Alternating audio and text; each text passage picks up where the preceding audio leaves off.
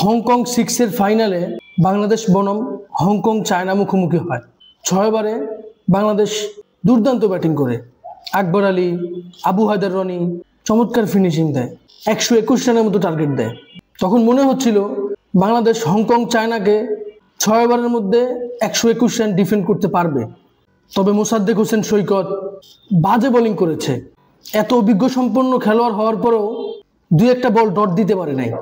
যাই হোক, আবু হায়দার রনি 5 নম্বর ওভারে চমৎকার বোলিং করেছেন, 2 উইকেট নেন। জিসান আলম চমৎকার ক্যাচ ধরেন।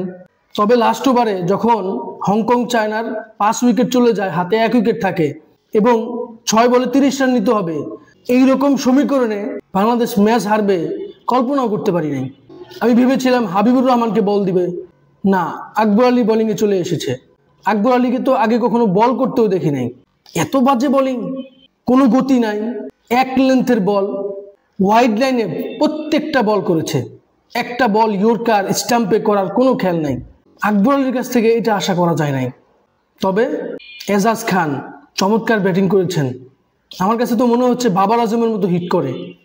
অসাধারণ ব্যাটিং করেছেন। হংকং চায়নার এই জয়টা খুবই দরকার ছিল তাদের দেশ, তাদের এই টুর্নামেন্ট এবং তাদের দর্শকদের জন্য।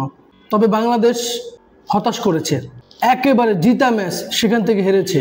এ ব্যাপারে আপনার কোনো মতামত থাকলে অবশ্যই আমার সাথে শেয়ার করবেন। ভিডিওটি ভালো লাগলে লাইক, কমেন্ট, শেয়ার, সাবস্ক্রাইব করবেন।